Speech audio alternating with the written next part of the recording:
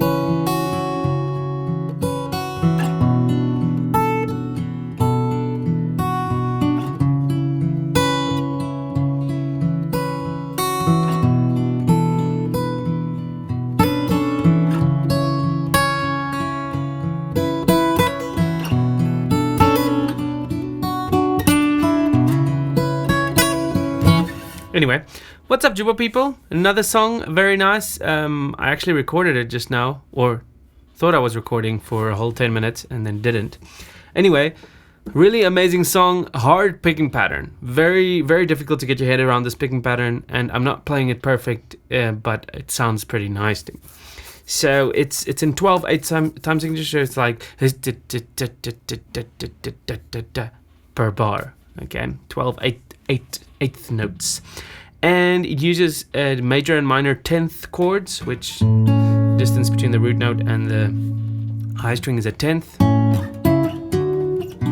You've seen me done this a million times. I mean, the most popular song about this is that one from Chili Peppers. And it's very nice. The unique thing about this is the picking pattern. So the guy who plays here, Rodrigo Amarante, is a phenomenal player. Like the way he just fluently sings and plays this very complex picking pattern while he's singing, it's just amazing.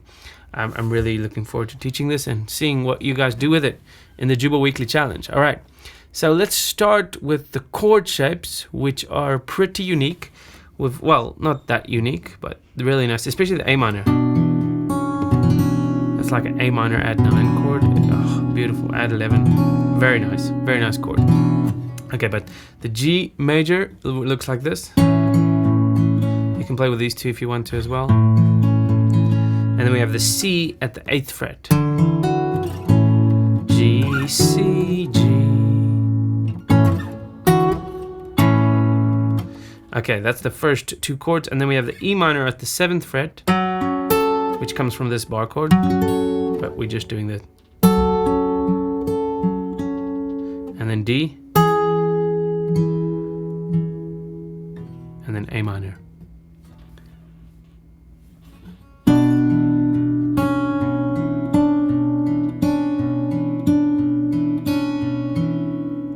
And then in the verse, we're also going to play a B minor chord.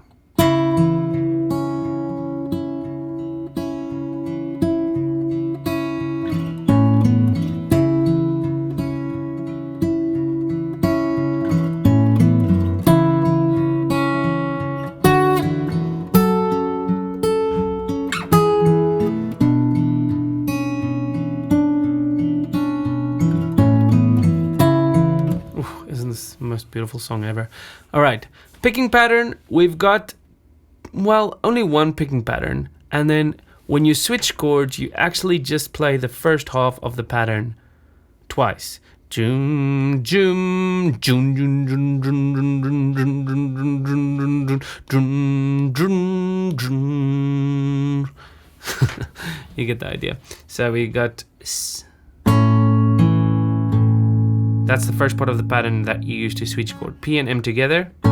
P, P, M, I, P.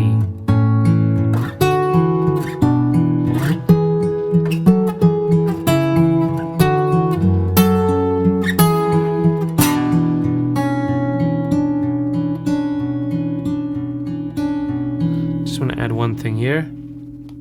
So the first half of the pattern, you know, you can kind of choose between those two. Okay. So here we go. Let's see what you do on the G. If you do that full pattern on the G chord, it's gonna sound like this. I'm gonna do it slow. 1, 2, 3.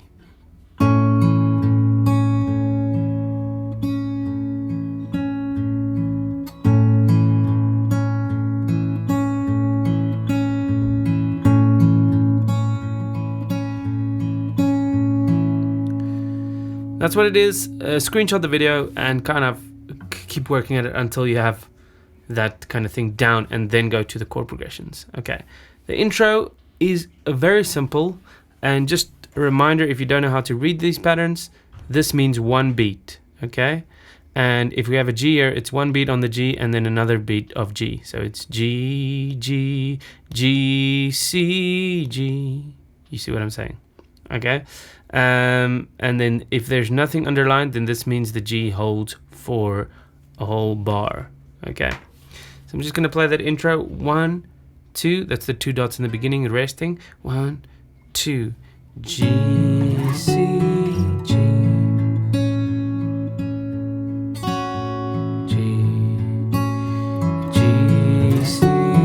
1, 2, 3, 4. 1, 2, 9, 4.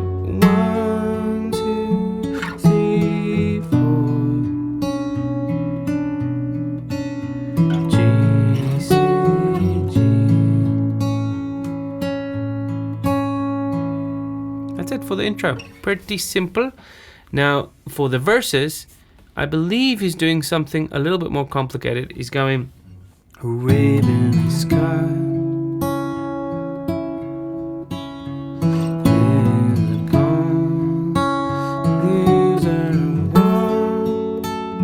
Party goes on. Ah, I messed up. Oh, on. Ah.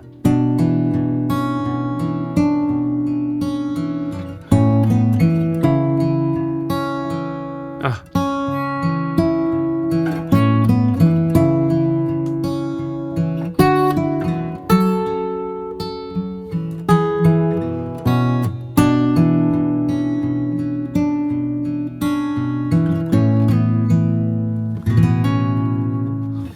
So you see what I'm doing there on the G chord? I'm just going to the B minor again, and then on the C, the same thing. But you can just do it. Ribbon sky.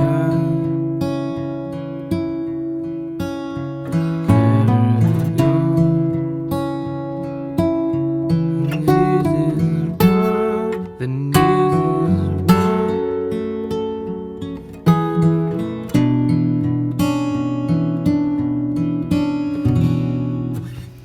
and then on the chorus, we're gonna just hang on the G for a long time. Sunny side, knew you would.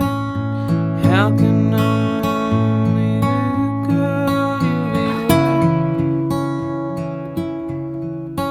The light is red. I miss the hand.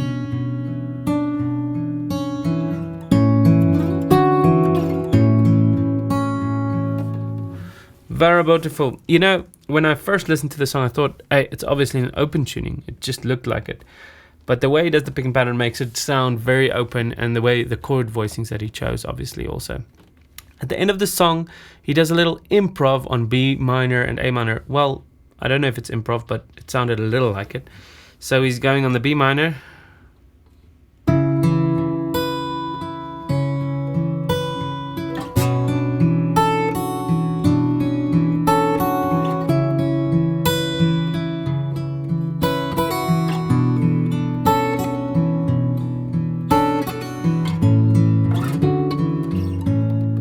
You know, just kind of improvising on those two.